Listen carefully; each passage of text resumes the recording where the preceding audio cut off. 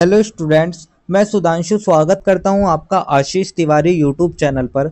आशा करता हूं कि आप सभी अच्छे होंगे। मैं इस चैनल के माध्यम से आप सभी के लिए लेकर आया हूं एक वीडियो लेक्चर सीरीज जो बेस है आपके BA honours political science, BA honours English, BA honours economics और बीकॉम ऑनर्स के ऑल सेमेस्टर की Delhi through the ages the making of its early modern history, Delhi प्राचीन काल से प्रारंभिक आधुनिक इतिहास के निर्माण तक, एक इम्पोर्टेंट किताब पर, जो कि आपका जेनरिक इलेक्टिव या जीई का सब्जेक्ट है। तो स्टूडेंट, अगर आप ड्यू, सोल, रेगुलर या किसी और यूनिवर्सिटी से सब्जेक्ट पढ़ रहे हैं तो ये सीरीज आपके लिए बहुत ही उपयोगी होने वाली है। इसमें हम हर चैप्टर को सिंपल भाषा में समझेंगे, इंपॉर्टेंट कॉन्सेप्ट्स को ब्रेक डाउन करेंगे और एग्जाम पॉइंट ऑफ व्यू से भी डिस्कस करेंगे। तो स्टूडेंट, अगर आप DU, SOL, regular, NC web and other किसी के भी सब्जेक्ट को समझना चाहते हैं आसानी से, तो चैनल को सब्सक्राइब कर लीजिएगा, वीडियो को लाइक कर लीजिएगा और अपने दोस्तों के साथ शेयर करना ना भूले। एंड सोल से रिलेटेड डेली अपडेट्स के लिए आप सभी हमारा व्हाट्सएप चैनल फॉलो कर लीजिएगा। तो चलिए शुरू करते हैं। मैं आपका स्वागत करता हूँ BA honours political science, BA honours English, BA honours economics और बीकॉम ऑनर्स के ऑल सेमेस्टर के Delhi through the ages the making of its early modern history subject के सेकंड यूनिट के इस थर्ड यूनिट के इस वीडियो लेक्चर में। इससे पहले की वीडियो में हमने सेकंड यूनिट के इंपॉर्टेंट टॉपिक डिस्कस किए थे और आज की वीडियो में हम यूनिट थर्ड दिल्ली 16वीं से 17वीं शताब्दी तक के बारे में डिस्कस करेंगे। तो स्टूडेंट, क्या आप जानते हैं कि 16वीं से 17वीं शताब्दी की दिल्ली कैसी दिखती थी? यह सिर्फ एक राजनीतिक राजधानी ही नहीं थी, बल्कि बाग, बगीचों, भव्य महलों और भीड़भाड़ वाले बाजारों से सजी एक समृद्ध नगरी भी थी। तो आज हम आपको ले चलेंगे मुगल काल की दिल्ली में। तो चलिए, इस चैप्टर की जो हम शुरुआत करते हैं वो सबसे पहले हम एक छोटी सी भूमिका से कर लेते हैं। तो सबसे पहले हम एक भूमिका देख लेते हैं। तो भूमिका में हम सबसे पहले देखेंगे मुगल शासकों ने दिल्ली को स्थापत्य, संस्कृति और योजना की दृष्टि से समृद्ध किया। तो जो मुगल शासक थे, तो मुगल शासकों ने दिल्ली को स्थापत्य, संस्कृति और योजना हर दृष्टि से उन्होंने समृद्ध किया। इस युग में दिल्ली केवल सत्ता का केंद्र नहीं रही, बल्कि सुंदर वास्तुकला, बाग बगीचों और बाजारों से सुसज्जित नगर बन गई। तो यहाँ न केवल सत्ता का केंद्र था, बल्कि सुंदर वास्तुकला, बाजार, मस्जिदें और उद्यानों ने इसे नई पहचान दी थी। तो ये तो हमारी एक छोटी सी भूमिका हो गई। भूमिका के बाद जो हमारा नेक्स्ट टॉपिक आता है वो हमारा आता है हुमायूं का मकबरा। तो ये हमारा हुमायूं का मकबरा है, जैसे कि आप देख सकते हैं ये हमारा हुमायूं का मकबरा है। तो हुमायूं के मकबरे के बारे में हम कुछ बात कर लेते हैं। तो यह मकबरा हम हमीदा बानो बेगम ने 1565 में अपने पति हुमायूं की याद में बनवाया। तो साल 1565 हुमायूं की विधवा हमीदा बानो बेगम ने अपने पति की याद में एक भव्य मकबरा बनाया और यह भारत का पहला बगीचा मकबरा था। तो यह था भारत का हमारा पहला गार्डन टॉम, यानी कि बगीचे के बीच बना मकबरा। फारसी स्थापत्य शैली और भारतीय कारीगरी का सुंदर मेल, इसे ताजमहल का पूर्ववर्ती मॉडल भी कहा जाता है। तो इसमें फारसी स्थापत्य शैली और भारतीय कारीगरी का सुंदर मेल देखने को मिलता है और यही मकबरा आगे चलकर ताजमहल का प्रेरणा स्रोत भी बना। तो यही था हमारा हुमायूं का मकबरा। इसके बाद जो हमारा नेक्स्ट टॉपिक आता है वो हमारा आता है शाहजहानाबाद की आकृति विज्ञान नगर योजना को लेकर। तो अब हम शाहजहानाबाद की आकृति विज्ञान नगर योजना के बारे में देख लेते हैं, जिसमें हम सबसे पहले जो टॉपिक देखेंगे वो हम देखेंगे शाहजहानाबाद की स्थापना में प्रभावी विचार। तो सबसे पहले जो शाहजहानाबाद की स्थापना में प्रभावी विचार है उसको देख लेते हैं, जो कि नई राजधानी की स्थापना को लेकर रहा है। तो शाहजहां ने 1639 में नई राजधानी बसाई शाहजहानाबाद। तो सन 1639 में बादशाह शाहजहां ने अपनी नई राजधानी बसाई, जिसका नाम था शाहजहानाबाद। नगर योजना में इस्लामी नगरीय सिद्धांत, सुरक्षा, प्रशासन और सामाजिक जीवन को ध्यान में रखा गया।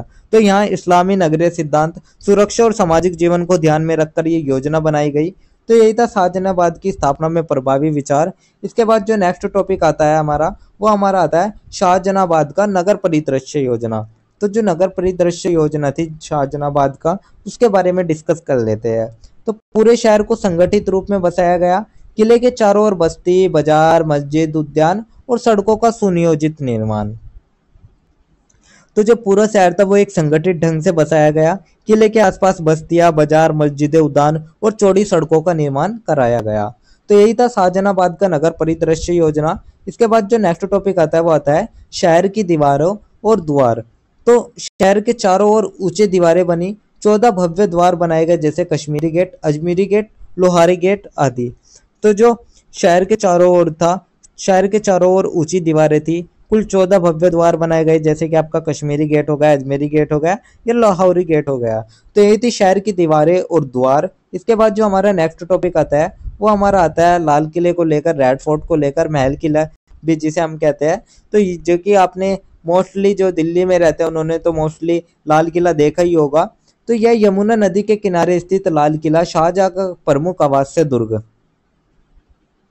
तो यमुना नदी के किनारे स्थित लाल किला शाहजहां का मुख्य आवासीय स्थल था। इसकी योजना और निर्माण वास्तुकला की उत्कृष्टता का नमूना है। तो इसकी वास्तुकला और योजना उस समय की उत्कृष्टता का प्रमाण है। तो यही था महल किला या लाल किला। इसके बाद जो हमारा नेक्स्ट टॉपिक आता है वो हमारा आता है महल किले में प्रमुख भवन। तो जो हमारा लाल किला है उसके अंदर भी हमारे बहुत सारे भवन है। तो उन भवनों के बारे में बात कर लेते हैं, जिसमें सबसे पहले आता है दीवाने आम। तो ये जो दीवाने आम था ये जनता से मिलने का स्थान था। फिर जो दूसरा भवन आता है वो आता है दीवाने खास। तो इस यहाँ खास मेहमानों और मंत्रियों से संवाद होता था। रंग महल, नहर बशीत, मोती मस्जिद आदि ये सभी इसके सौंदर्य और आध्यात्मिकता के प्रतीक थे। तो ये थे लाल किले या महल किले के प्रमुख भवन। इसके बाद जो हमारा नेक्स्ट टॉपिक आता है वो हमारा आता है झरोका।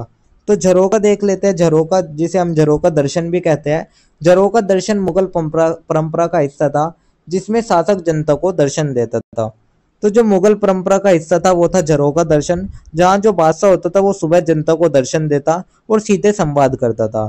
तो यही था झरोका दर्शन। इसके बाद जो नेक्स्ट टॉपिक आता है वो आता है शहर के महत्वपूर्ण स्थान व बाजार। तो जो दिल्ली है उसके महत्वपूर्ण स्थान व बाजार कौन कौन से रहे उनको देख लेते हैं, जिसमें सबसे पहला है चांदनी चौक, सबसे प्रसिद्ध बाजार, बीच में नहर बहती थी। तो दिल्ली का दिल था चांदनी चौक, एक भव्य बाजार जिसके बीच में नहर बहती थी। इसके अलावा अन्य बाजार थे जैसे दरियागंज, जामा मस्जिद क्षेत्र, ये भी मुख्य व्यापारिक केंद्र थे। तो यही थे शहर के महत्वपूर्ण स्थान व बाजार, दिल्ली के महत्वपूर्ण स्थान व बाजार, जो भी आज के समय में भी उतने ही प्रासंगिक है। इसके बाद जो हमारा नेक्स्ट टॉपिक आता है वो हमारा आता है कुलीनों के महल। तो अब हम कुलीनों के महल देख लेते हैं। तो ये हमारे कुलीनों के महल थे। तो शहर के विभिन्न हिस्सों में अमीरों और नवाबों के महल व हवेलियां थे। तो शहर के अलग अलग हिस्सों में अमीरों और नवाबों के महल और हवेलियां होती थी। तो इसने शाहजहानाबाद की शान और बढ़ जाती थी। तो यही थे कुलीनों के महल। इसके बाद जो नेक्स्ट टॉपिक आया वो हमारा आया उद्यान को लेकर। तो अब हम उद्यान देख लेते हैं। शाहजहां और अन्य मुगल शासकों ने दिल्ली में कई चारबाग शैली के बाग बनाए। तो शाहजहां और अन्य मुगल शासक जो थे उन्होंने यहाँ कई चारबाग शैली के बाग बनवाए। उद्यान केवल सौंदर्य के लिए नहीं बल्कि दर्शन, शांति और बैठक के लिए भी थे। तो ये जो बाग होते हैं सिर्फ सौंदर्य के लिए नहीं होते थे बल्कि आराम, चर्चा और शांति के स्थल भी ये माने जाते थे। तो यही थे हमारे उद्यान। तो ये जो आपके टॉपिक थे जो कि शाहजहानाबाद की आकृति विज्ञान या नगर योजना को लेकर थे, जिसके मैंने आपको बताया दिया है। इसके बाद जो हमारा नेक्स्ट टॉपिक आता है वो हमारा एक उपसंहार को लेकर आता है या फिर एक सारांश को लेकर आता है, जिसे में हम सबसे पहले देखेंगे शाहजहानाबाद मुगल काल की नगरीय योजना का उत्कृष्ट उदाहरण है। इसकी भव्यता, योजना और सामाजिक संरचना ने दिल्ली को ऐतिहासिक दृष्टि से अमर बना दिया। तो स्टूडेंट 16वीं और 17वीं शताब्दी की दिल्ली में हमने देखा हुमायूं का मकबरा, शाहजहानाबाद की नगर योजना, लाल किला, चांदनी चौक और चारबाग बगीचे। तो ये सब मिलकर दिल्ली को सिर्फ एक राजधानी नहीं बल्कि इतिहास और संस्कृति का प्रतीक भी बना देते हैं। और यही वजह है कि दिल्ली को देखकर हम कहते हैं यह सिर्फ एक शहर ही नहीं है बल्कि भारत की आत्मा भी है। तो स्टूडेंट यही था हमारा एक छोटा सा उपसंहार, जिसके साथ हमारी यूनिट 3 भी कंप्लीट होती है। तो ये थी हमारी 3rd यूनिट, जिसके इंपॉर्टेंट टॉपिक्स मैंने आपको शॉर्ट्स में एक्सप्लेन कर दिया है। तो अगर किसी स्टूडेंट को ये पीडीएफ या नोट्स चाहिए होंगे तो आप हमारे टेलीग्राम चैनल को ज्वाइन कर लीजिएगा, वहाँ आपको ये पीडीएफ या नोट्स मिल जाएंगे। एंड अगर किसी भी स्टूडेंट का किसी भी तरह का कोई डाउट या क्वेरी रहती है तो आप हमारे कमेंट सेक्शन में या हमारे इंस्टा पेज को फॉलो करके भी पूछ सकते हैं। डेली अपडेट्स के लिए आप सभी हमारा व्हाट्सएप चैनल फॉलो कर लीजिएगा। एंड अगर आपको ये लेक्चर उपयोगी लगा तो वीडियो को लाइक कर लीजिएगा, चैनल को सब्सक्राइब कर लीजिएगा और अगले अध्याय के लिए तैयार रहिएगा, जहां हम बात करेंगे हमारी लास्ट यूनिट 4 के बारे में। तो आप सभी का बहुत बहुत धन्यवाद। आपका दिन शुभ रहे।